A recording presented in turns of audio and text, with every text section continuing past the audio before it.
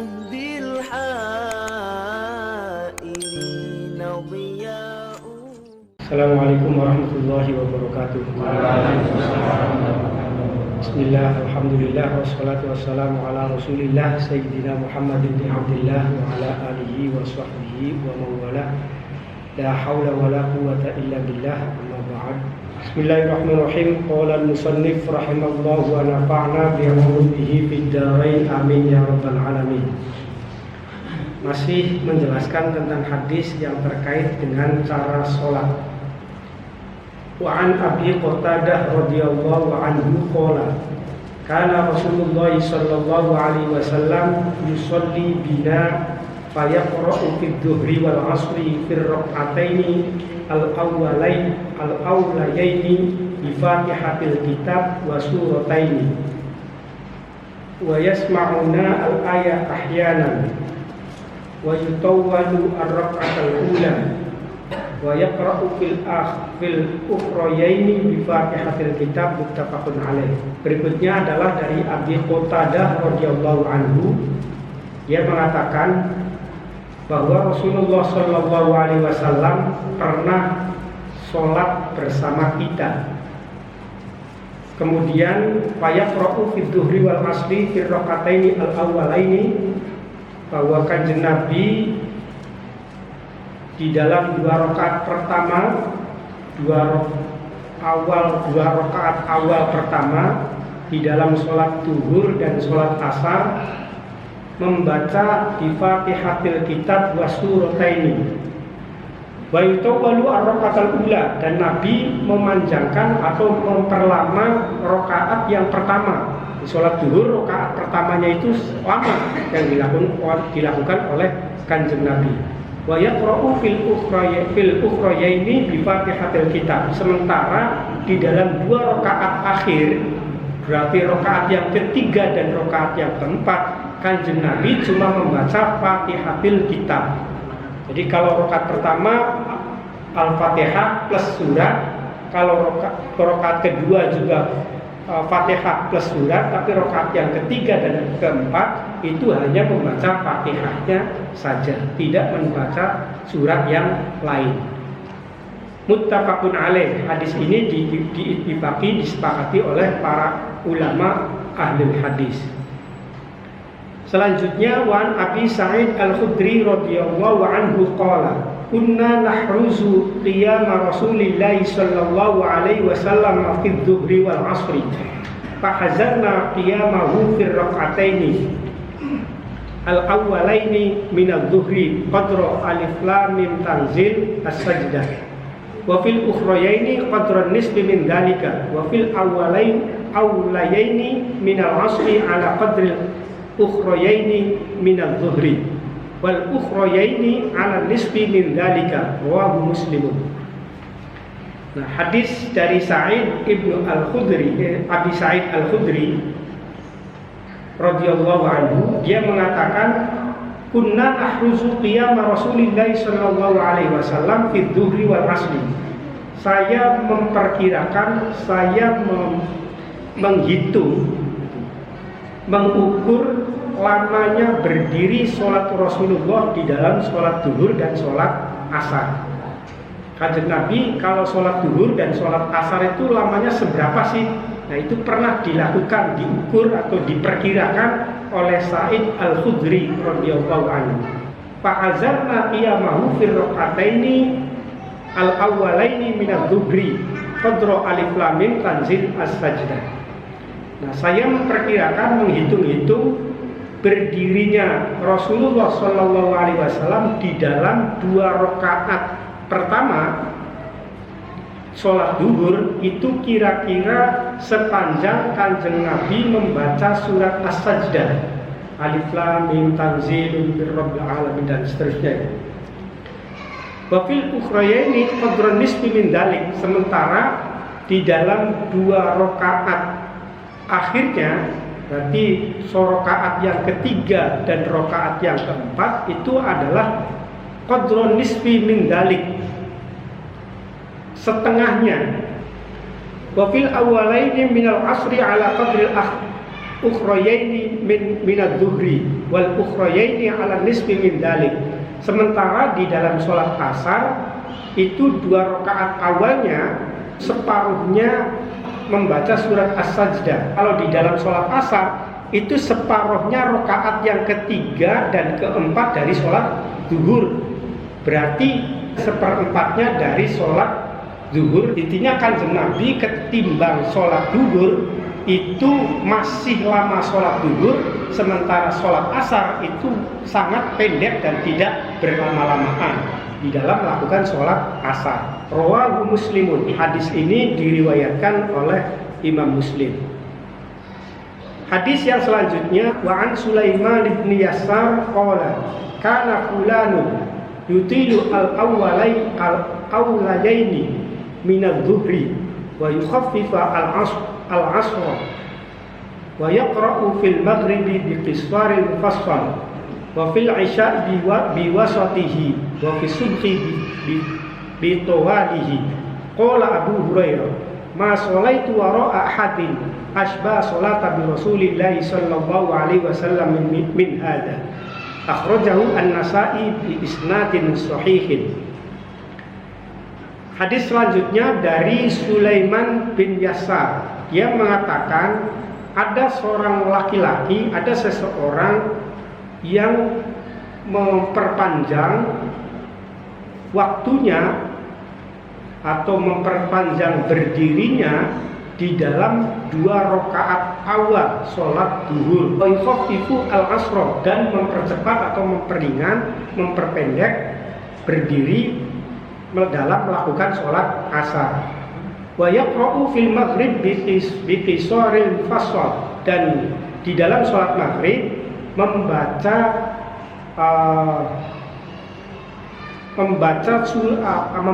ayat-ayat atau surat-surat mufassal yang pendek. Itu di dalam sholat maghrib. Wa fil isya'i biwasatihi, kalau di dalam sholat isya itu membaca surat mufassal yang tidak terlalu pendek dan juga tidak terlalu panjang, yang sedang. Sementara wa fi subhi bitawalihi, kalau sholat subuh itu membaca surat mufassal yang panjang. Kalau kita tahu sih di juz 30 itu amma yatasaalun sampai ke bawah itu. Nah, kalau dalam subuh diambil surat mufassal yang paling panjang. Faqala Abu Hurairah ma sholaitu wara'a hadin aswa sholata bi Rasulillah sallallahu alaihi wasallam min hadza. Kemudian Abu Hurairah berpendapat, saya tidak pernah sholat menjadi makmumnya seseorang yang sholatnya sangat mirip dengan sholatnya Rasulullah sallallahu alaihi wasallam min hadza, ketimbang orang ini. Itu yang dilakukan oleh Rasulullah dan disaksikan oleh Abu Hurairah sebagai sholat yang mirip dengan sholatnya Rasulullah sallallahu alaihi wasallam.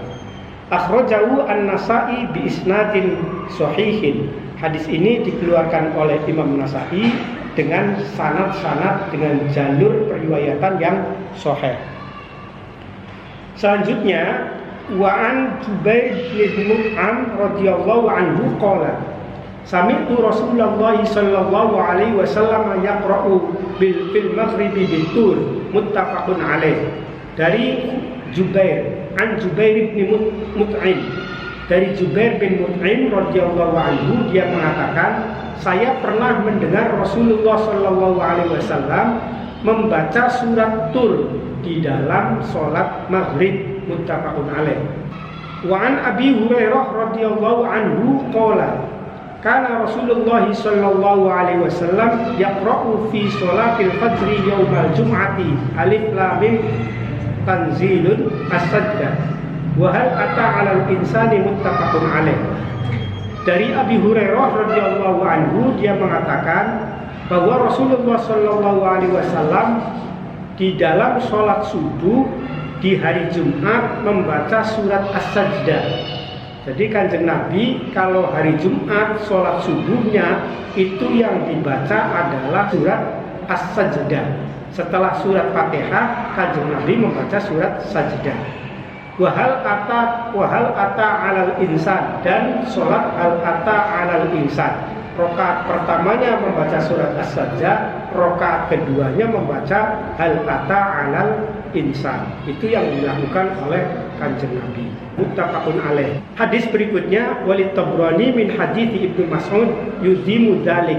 Dan bagi imam milik hadis Imam Tabrani dari hadis Ibnu Mas'ud yuzimu dzalik, bahwa Kanjeng Nabi memudawamkan atau membiasakan membaca surat As-Sajdah di dalam sholat subuh di hari Jumat. Wan Hudzaifah radhiyallahu anhu qala shallaitu ma'an nabi sallallahu alaihi wasallam fama marrat bihi ayata rahmatin illa waqafa indaha yas'alu. Shallaitu ma'an nabi sallallahu alaihi wasallam fama marrat bihi ayata rahmatin illa waqafa indaha yas'alu wala ayata adzabin illa ta'awwadza minha akhrajahu al-khamsatu wa hasanahu at-Tirmidzi. Dari Hudzaifah radhiyallahu anhu, dia mengatakan, saya sholaitu ma'an nabi, saya sholat bersama dengan Kanjeng Nabi. Fama marrat bihi ayata rahmatin, dan tidak melewati ayat rahmat illa waqafa indaha, kecuali berhenti yas'alu sambil meminta. Wala ayat adzabin, dan tidak melewati ayat azab illa ta'awwadza, kecuali berhenti untuk meminta ta'awudz, meminta pertolongan, meminta perlindungan dari siksa. Akhrajahu al-khamsah. Hadis ini dikeluarkan oleh 5 imam wa hasanahu, dan dihasankan oleh Imam At-Tirmidzi. Tujuannya apa? Kanjeng Nabi mandek itu yas'alu, Kanjeng Nabi berdoa meminta kepada Allah untuk mendapatkan rahmat. Jadi ketika ayat yang dibaca adalah ayat yang isinya, yang muatannya adalah muatan penjelasan tentang rahmat, Kanjeng Nabi mandek, njaluk ning Gusti Allah untuk diberikan rahmat oleh Allah Subhanahu wa taala. Dan ketika Kanjeng Nabi melewati atau membacakan surat Adzab, Kanjeng Nabi juga berhenti, mandek, menghentikan bacaannya sembari beliau meminta perlindungan kepada Allah dari siksa atau dari azab. Jadi ketika azab misalnya ayat-ayat min adzabin alim misalnya, Kanjeng Nabi mandek dikit, mandek terus, ya Allah, moga-moga kula dijauhkan saking siksa neraka dan seterusnya. Pokoknya meminta perlindungan agar terjauhkan dari azab. Itu yang dilakukan oleh Rasulullah sallallahu alaihi wasallam. Akhrajahu al-khamsatu. Hadis ini dikeluarkan oleh 5 imam wa hasanahu at-Tirmidzi, dan dihasankan oleh Imam Tirmidzi. Hadis selanjutnya wa an Ibnu Abbas radhiyallahu anhuma qala Rasulullah sallallahu alaihi wasallam, ala wa inni nuhitu an aqra'a al-Qur'ana raqi'an aw sajidan fa ammar ruku'u fa'adzamu fihi ar-rabba was-sujudu fajtahidu fid du'a'i faqaminu ayyustajaba lakum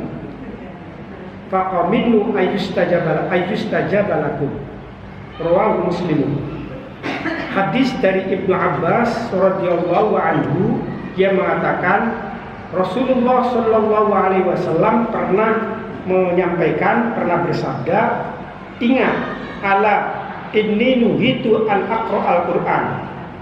Ingatlah bahwa saya dilarang untuk membaca Al-Qur'an raqi'an aw sajidan, dalam keadaan ruku maupun keadaan sujud. Adapun kalau ruku, maka ta'zim terhadap Allah Subhanahu wa ta'ala. Subhana rabbiyal azimi wa bihamdi. Itu yang dibaca ketika kita dalam melakukan ruku. Fa amma sujud fajtahadu fid du'a. Adapun kalau sujud, maka seriuskanlah, kata Kanjeng Nabi, sebaiknya kita lakukan doa sepuas mungkin kita di dalam, atau seyakin mungkin kita berdoa di dalam sujud, sambil mengharapkan agar doa-doa kita itu diijabahi oleh Allah Subhanahu wa Ta'ala. Dan hadis selanjutnya, wa an Aisyah radhiyallahu anha qalat kana Rasulullah sallallahu alaihi wasallam yaqulu fi ruku'ihi wa sujudihi subhanallah rabbana wa bihamdik Allahumma ighfirli, muttafaqun alaih. Dan dari Aisyah radhiyallahu anhu, dia mengatakan Rasulullah sallallahu alaihi wasallam pernah menyampaikan di dalam, atau pernah mengucapkan di dalam rukuk dan sujudnya itu membaca subhanakallahumma rabbana wa bihamdik Allahumma firli. Wa an Abi Hurairah wallahu a'lam bishawab. Baik, Al-Fatihah.